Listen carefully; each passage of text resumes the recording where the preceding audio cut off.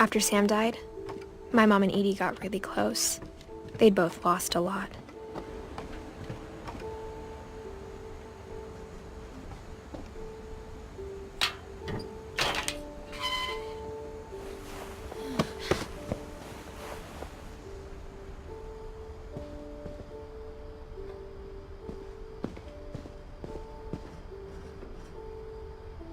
I can't imagine my mom ever writing poetry, and yet...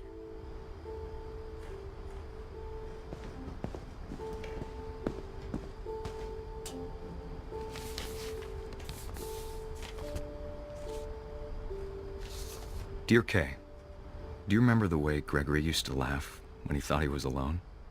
Like something funny was happening, but only he could see it. I think he saw things the rest of us don't.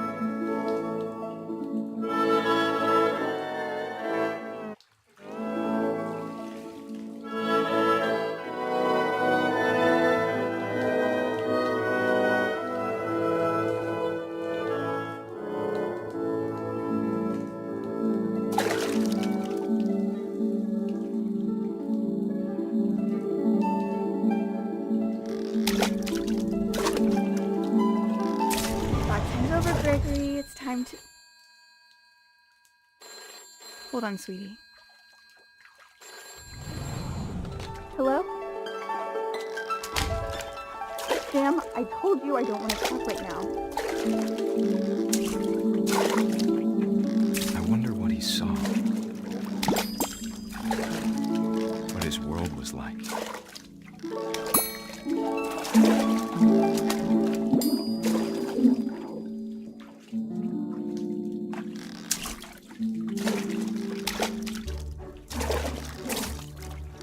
Reminded me so much of Calvin. Lost in his imagination.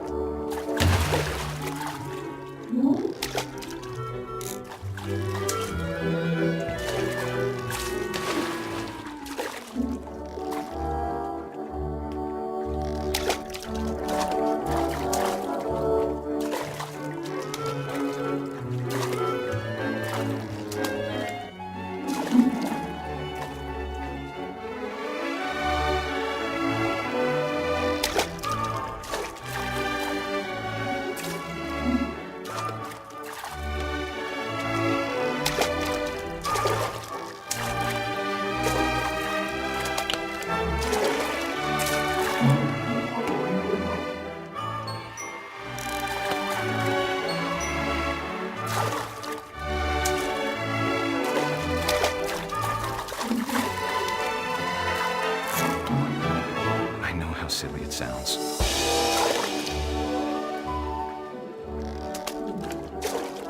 That I worried about a baby being too happy. But I could feel him slipping away. Sorry about that, Gregory.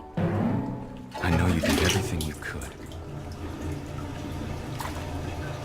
Maybe if I hadn't called that night. Damn it. Hold on, I don't want Gregory to hear this.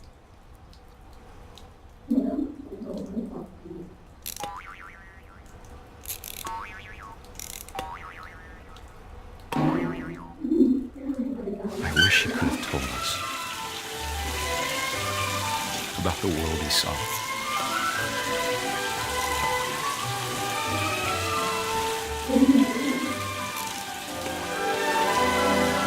There's so much I don't understand about Gregory, about everything.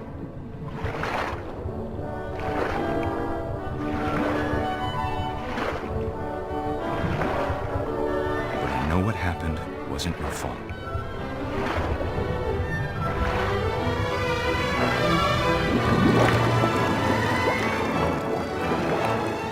I'm sure he's happy. He'd want you to be happy too. Good luck, Kay. Love, Sam.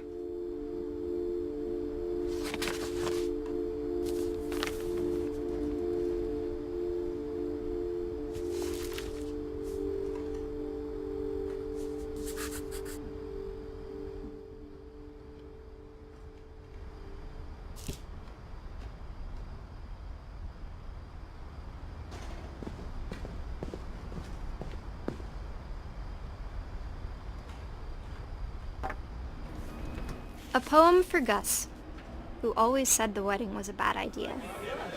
Our father never hit us kids, at least not very hard, before the day my brother said with teenage disregard that he'd be dead before he'd see a wedding in our yard.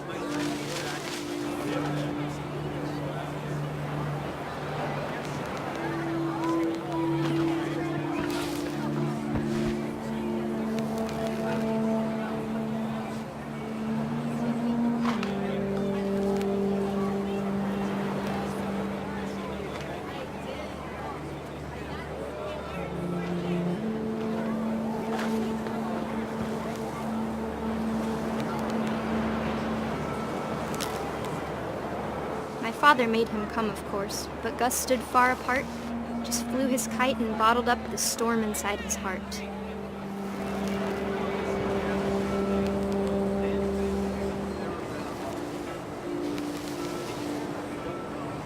I tried to talk him out of it, but though he'd never met her, "We don't need a stepmom," were the words that I now remember. pronounce you husband and wife. You may kiss the bride.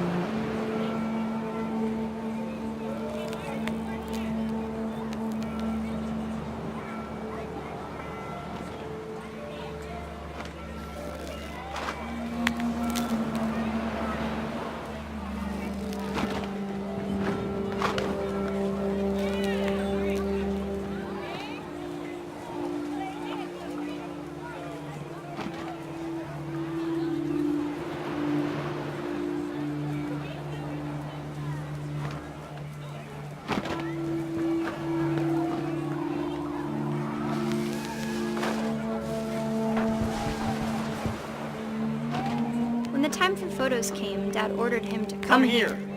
But Gus declined, and as a sign held up his middle finger.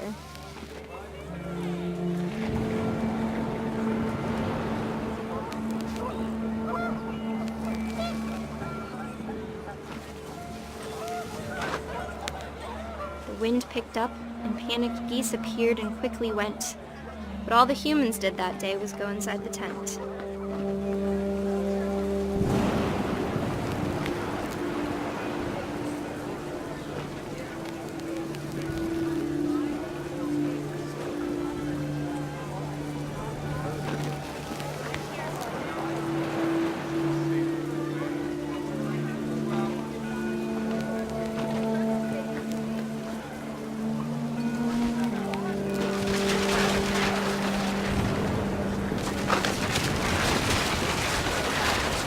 The rain came down in buckets then, but no one seemed afraid that nature might destroy the tent our dad had crudely made.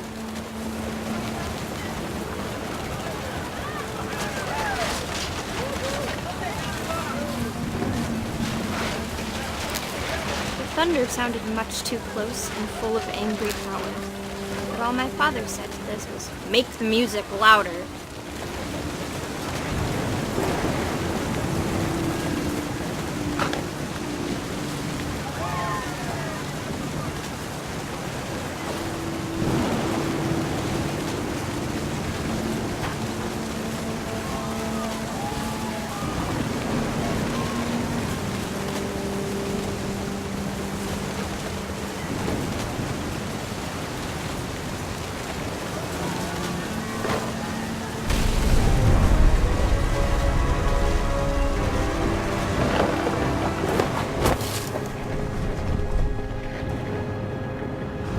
I wish that I could truly say I thought about you on that day.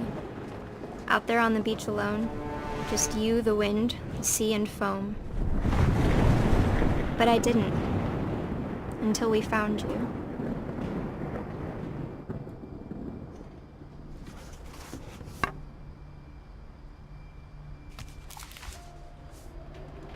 She never talked about him, but Mom told me once if I was a boy, they were going to name me Gus.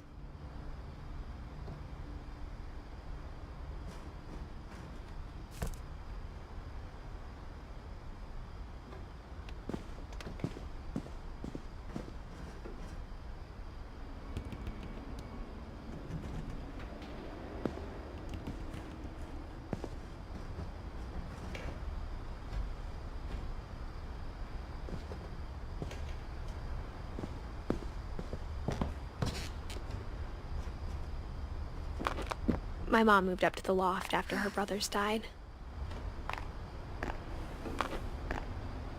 At the time, it was as far away as she could get.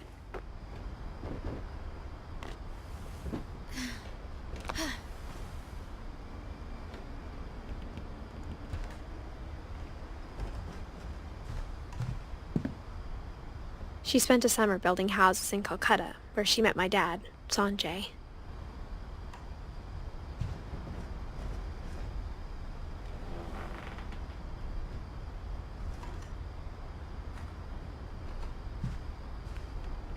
Religion was another thing my mom never talked about, but I think it helped her a lot after her dad died.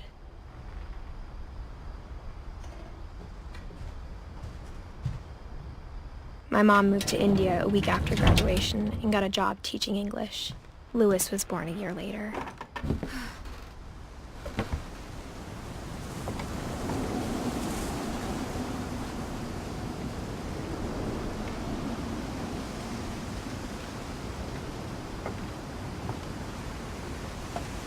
When my dad died, I don't think Mom knew where else to go. I'm sure Edie was happy to have her back.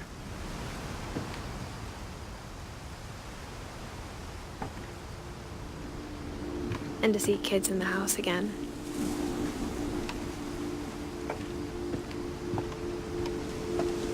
The house had to get a little bigger, but Edie was used to that.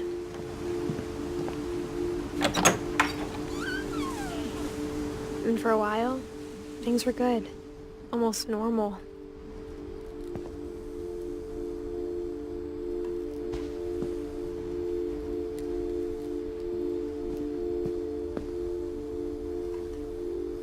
But it didn't last.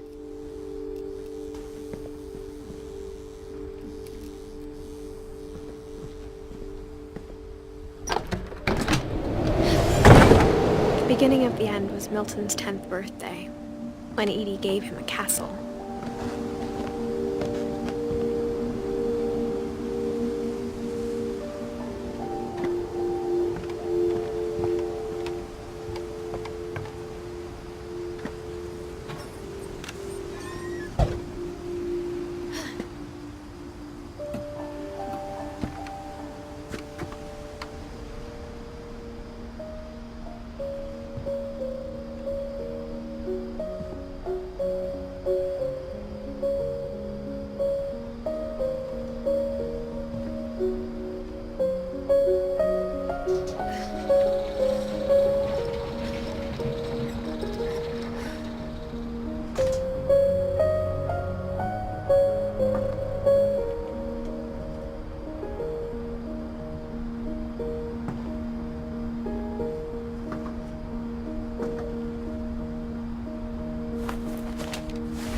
Milton Finch in The Magic Paintbrush.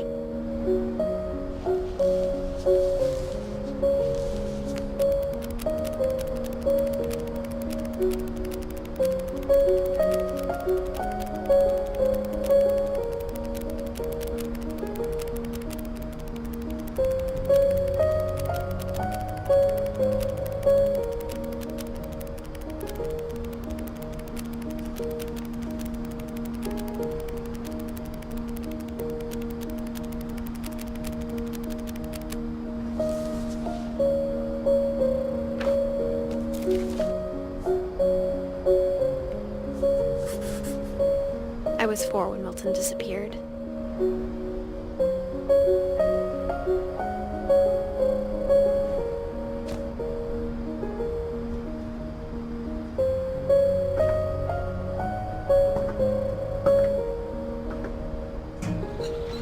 Mom spent months searching for my brother. Then she sealed the doors.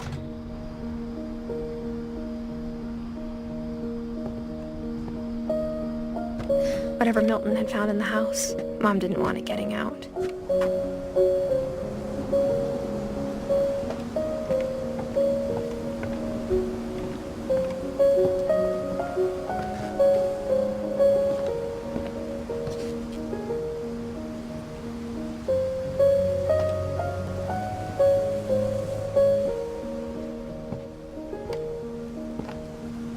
Mom definitely blamed Edie, but I think Lewis blamed himself. After he graduated, he just spent more and more time in his room. Until Mom got him a job at the cannery.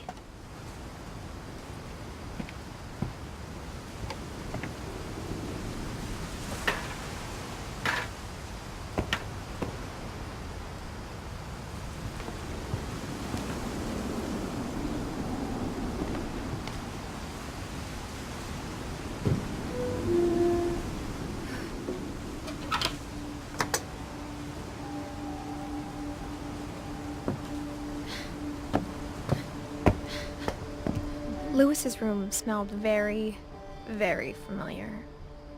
That part of him lived on.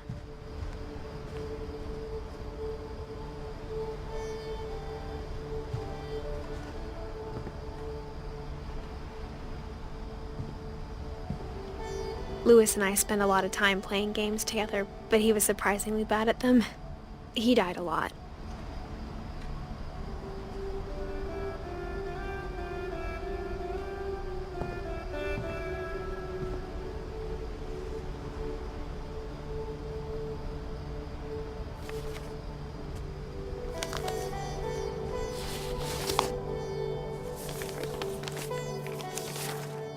Dear Mrs. Finch, as Lewis's psychiatrist, I can understand your desire for an explanation. As I see it, the trouble began in January, shortly after we convinced your son to seek treatment for substance abuse. Newly sober, I believe Lewis first noticed the monotony of his daily life.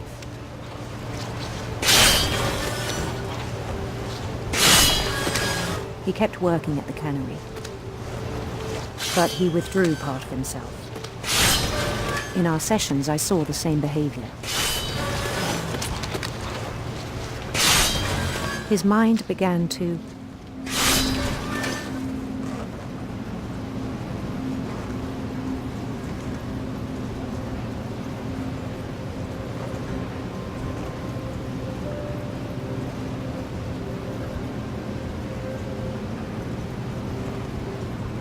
wander.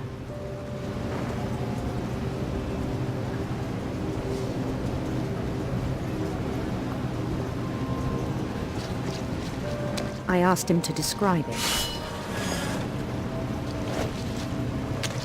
He said he started small, imagining a labyrinth. He'd feel his way about. Then something moved. Bats. And toads.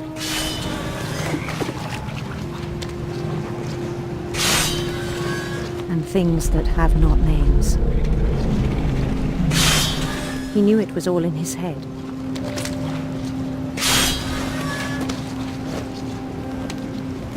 But he took it very seriously. I had hoped he'd find himself.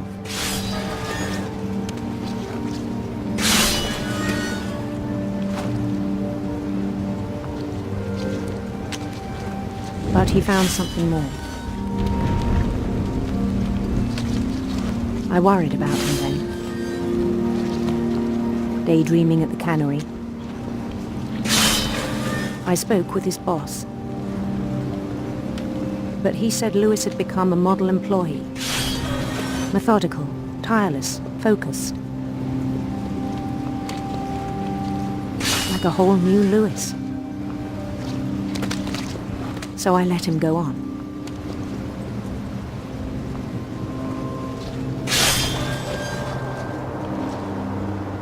I even encouraged him. It seemed very promising at first. He told me he'd made a new friend.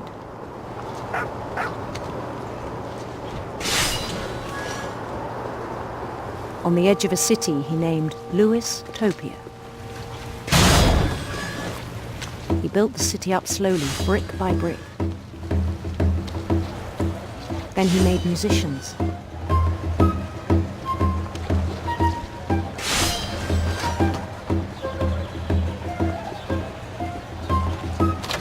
And songs for them to play. He talked about starting a band. And he was always humming something. Every every day his imagination grew stronger.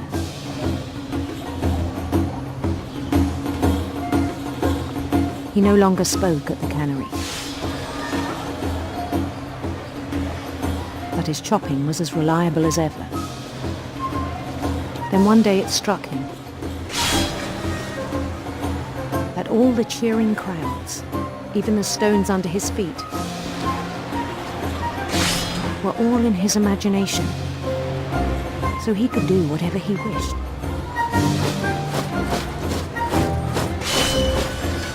He held an election for mayor, and he won.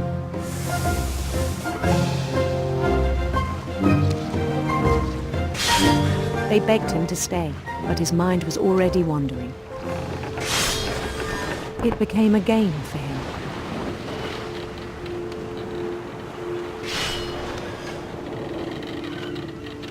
He'd conquer a city, then immediately push on.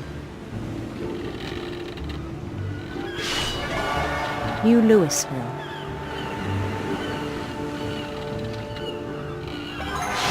St. Louis. He started drifting away from our reality.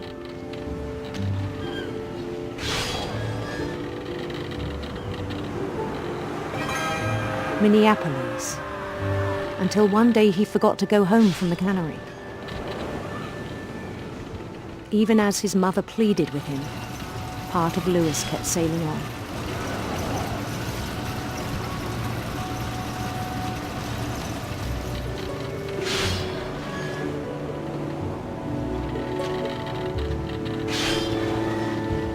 In Lewisburg, he heard rumors of a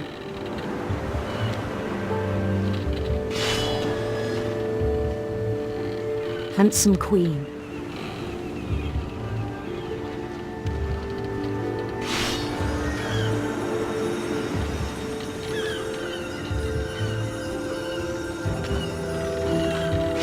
The queen was on her own quest for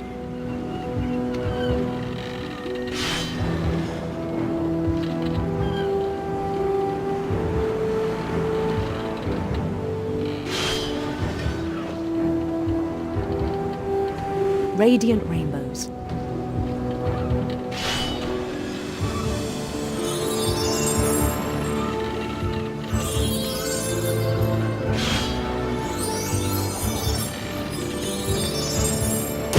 He followed the sound of her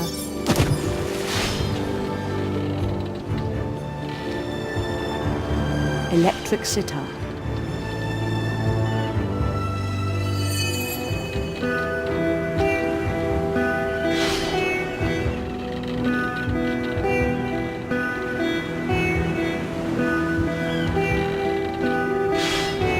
His chase led him to a golden palace east of the sun and west of the moon.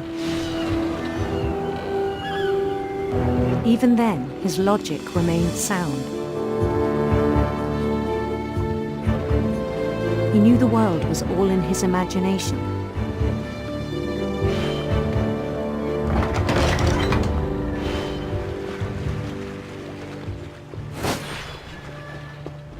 But he was so proud of having created it. In his own eyes, he'd become something greater than a king.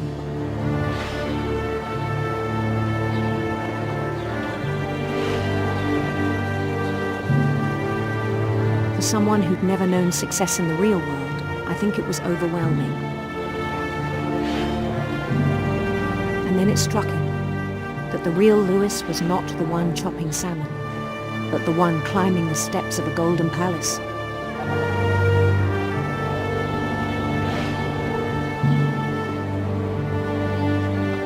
My imagination is as real as my body, he told me. It was hard to argue with him.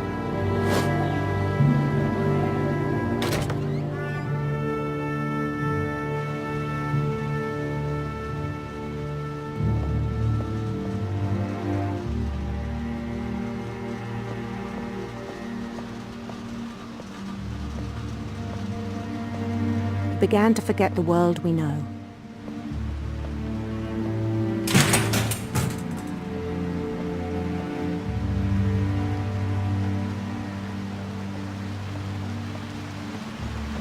I think it pained him to remember Lewis, the cannery worker.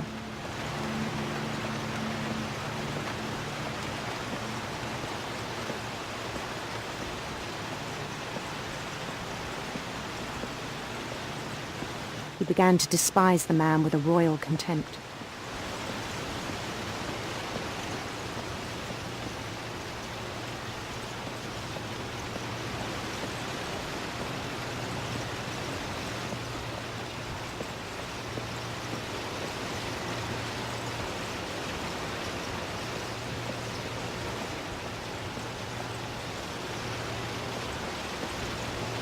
I still thought I could save him.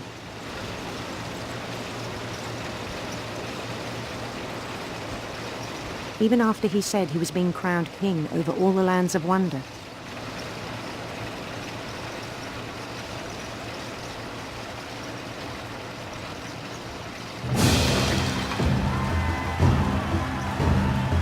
The palace would be packed with his companions.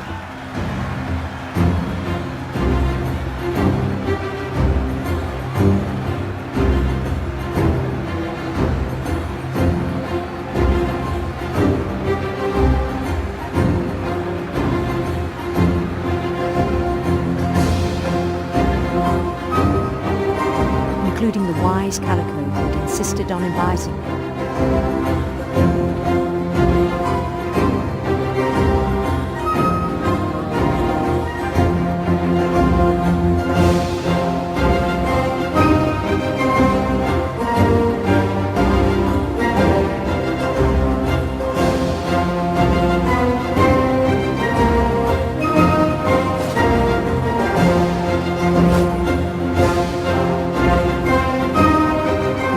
Waited, holding his crown.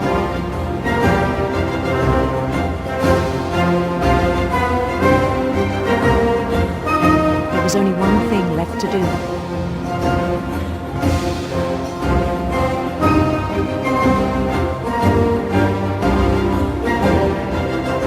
Bend down his head.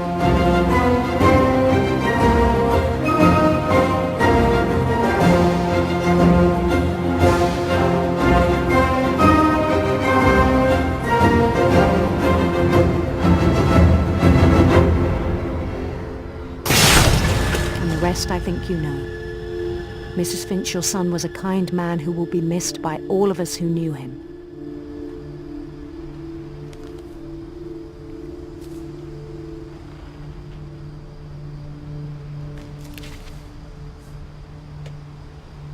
My brother was really cool. I wish you could have met him.